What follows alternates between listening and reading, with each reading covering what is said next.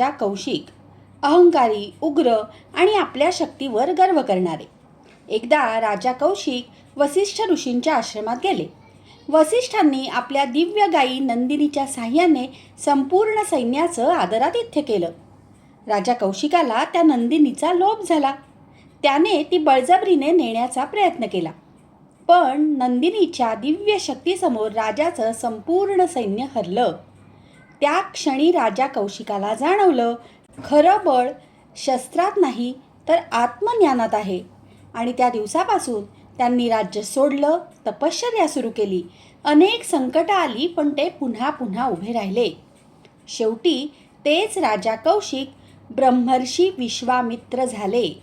समर्थ रामदास म्हणतात, धरी रे मना संगती सज्जनाची, जेणे वृत्ती हे पालटे दुर्जनाची, बळे भाव सद्बुद्धी सन्मार्ग लागे, महाक्रूर तो काळ विक्राळ भंगे.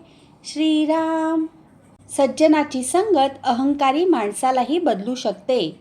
खरं सामर्थ्य मन जिंकण्यात असतं.